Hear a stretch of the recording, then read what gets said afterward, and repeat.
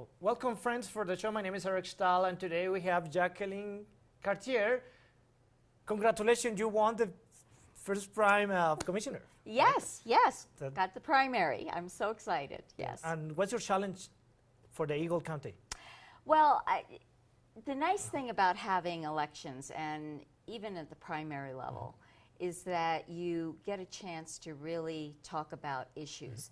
In between, there's so much function with just running government, and people are busy with their lives, that there isn't the kind of interaction that is really necessary to move forth innovative legislation.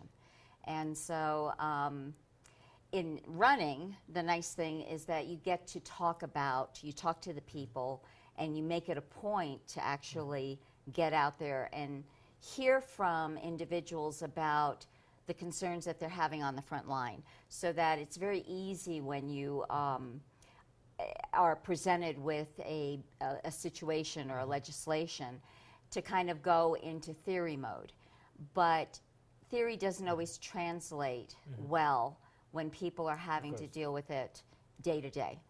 So being engaged and having people feel like they have a voice, you know, and that they will be able to communicate with their legislators outside of election season. And so for me, having that degree of interaction and transparency and engagement, you know, there are a lot of people that just don't feel connected to what's going on in government and how it affects them in their business and their personal lives. So I liked your help to the all community in the way to encourage them to keep doing their businesses, start new businesses, that in Colorado you can make it. I mean, any business. And I like the way you develop programs for leadership. Tell us about the leadership you do, because it's good when you do like conference, and what you suggest to all people that have a dream and start a business. Well, and see, that's the thing, is making that connection between what you envision your life to be, and people move up here because of the lifestyle. You know, they move up here because they want to raise their children in a different environment. They want to realize the dreams that they have. And so when you have government, you have to be careful not to get in the way of that you are there to support it. And there's a fine balance there. And so, for example, when you get legislation that's passed, oftentimes it's passed to protect someone on one end, but oftentimes it inhibits other people. So again, having that continual interaction is very important. For me, you know, in meeting with people across the valley, I'm finding that a lot of times they feel that there's no diversity of discussion when there's a controversial issue, that it's all sort of one-sided. And in speaking with the current commissioners, you know, they talk about how they do see a lot of things similarly. As a result, you're not getting a lot of diverse ideas. And sometimes those diverse ideas are the things that can really make something successful. So for me, I love being around people who will challenge what I'm thinking, because it encourages me to think outside the box and to be more innovative. And maybe what they bring up I've already thought about, and I can come back and say, well, but what about this issue or that issue? And they might have an answer to it, or they might say, you know what, we hadn't thought about that. But together you collaborate and you make something that works well for everybody.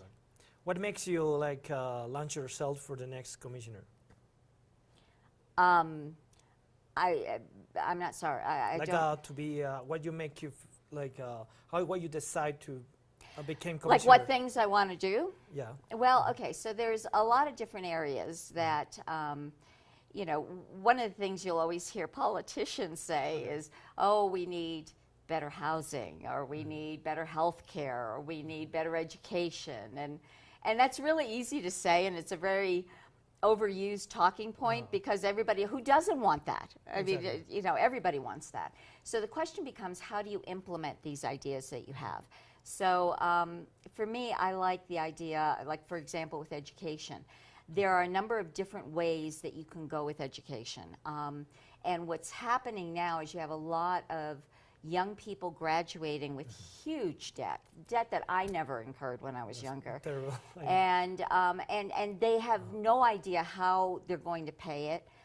You want to bring them back home, you want to bring them back here, but they're trying to find ways in which to make enough money to pay the debt, to live a life, to plan a future, to live their dreams, and how do you incorporate all of that?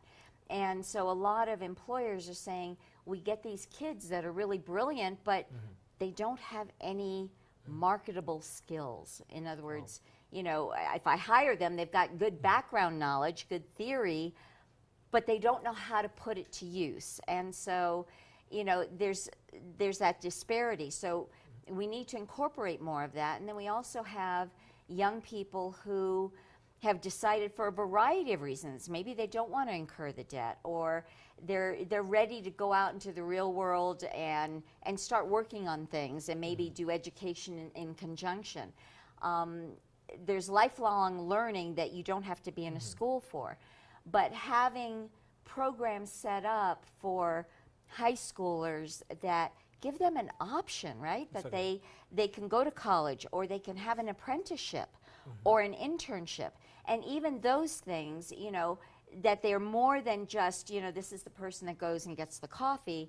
Instead, you're really sitting down with them and showing them the business. And in the process of doing that, sometimes you'll pay them, sometimes there is no money to pay them, at which point I've worked with the Roaring Fork School District on creating some public-private partnerships so that it can help support the kids while they're learning a new trade and really integrating into the business community that they're in.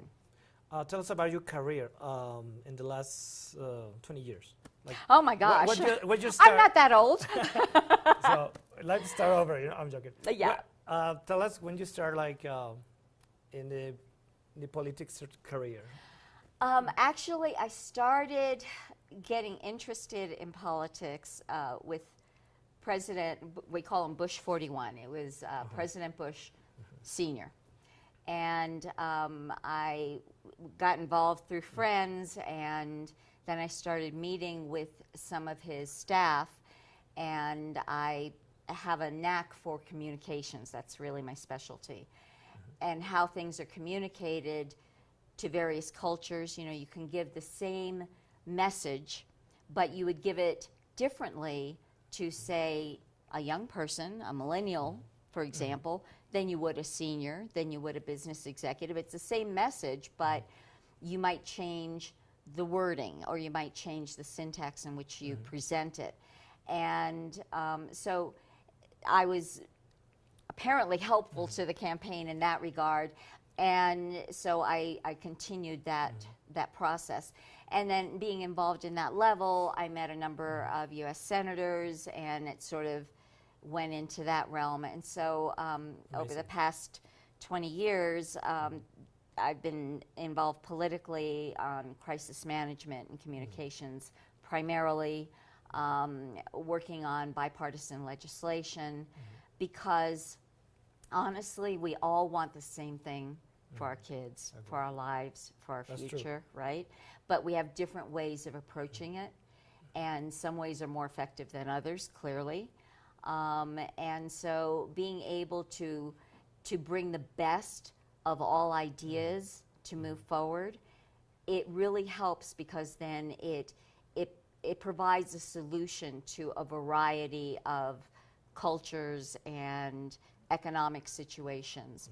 And even, you know, when you talk about the economy, bringing greater economic opportunities here to the Valley in terms of diversity of economic opportunities, as well as creating a hub here. And one of the things that becomes a foundation, and has been for the American economy, certainly, but for our entire lifestyle, is the ability to be able to be an entrepreneur. To come up with an idea and make it. Exactly. Like that's what you do with your films, that's what you do with your fashion, right? You have an idea and you move forward, and it's exciting. So for someone to be able to have that kind of support, and I want to create a center where we incorporate we have incredible expertise in this valley. We have existing business owners. We have retired executives. We have a whole variety of very successful people who are more than willing to help someone develop an idea. And so I think that if we can expand upon that, it will diversify our economy, which helps us when we have, for example, a weak ski season.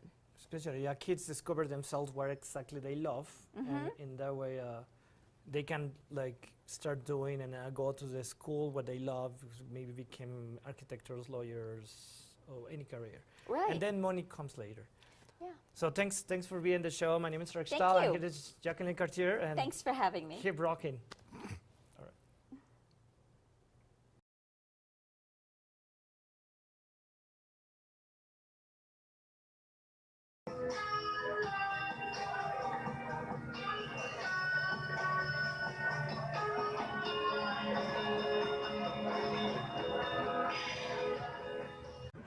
And we're rolling whenever you're ready. Ready? Welcome everyone, my name is Erik Stahl, Entertainment Spotlight, and today we have Kelly Del Toro, and she's going to talk about her restaurants, all of her family that manage Mexican food. Tell us about Casa Mexico. Where is located your restaurants from Casa Mexico?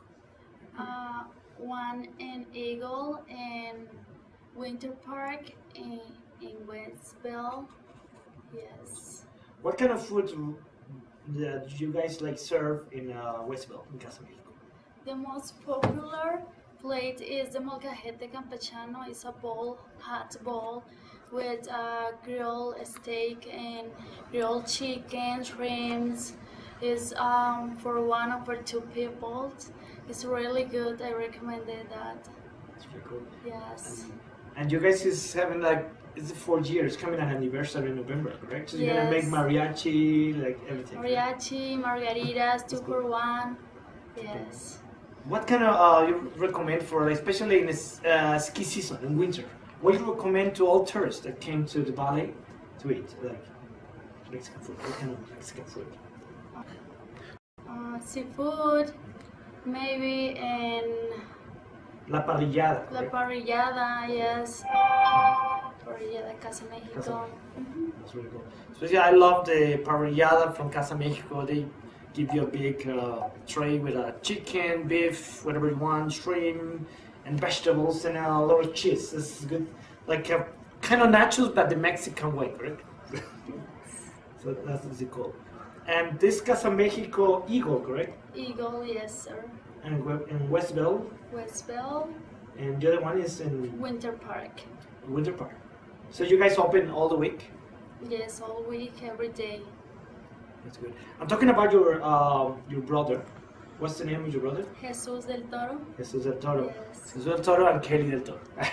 But it's amazing chef because he started like so young, cooking and everything, right? Seafood. Para nuestros amigos que nos ven en otros países como México, Guatemala, Argentina o países hispanos, también vamos a hablar español. Ella es Kelly del Toro y toda su familia ellos son dueños de los restaurantes Casa México. Así es. Y en noviembre es el aniversario, ¿verdad? Hay un aniversario de 4 años, ¿no? Que abrieron. El próximo aniversario, nuestro 4º año es en noviembre, próximamente, y ya vamos a tener mariachi también. Qué padre, ¿no? Sí. Especialmente estás comiendo tu comida mexicana y el mariachi llega y a lo mejor estás con la novia, te vas a declarar, ¿no? Y llega el mariachi allí, algo bonito, puedes pedir una canción. Sí, pueden pedir canciones. Háblanos de la parrilla, lo que sirven, cómo es, qué llevan. Okay. La parrillada es una variedad de carnes a la parrilla, vaya, y va acompañada también con 2 sides de arroz y frijol. Es una porción bastante grande para 3 o 4 personas, lo piden mucho las familias y es algo que te deja muy buen sabor de boca, es un platillo muy popular. Aquí estamos con Kelly del Toro y mi nombre es Erik Stahl. Vamos a seguir con Entertainment Spotlight. Ahí vamos.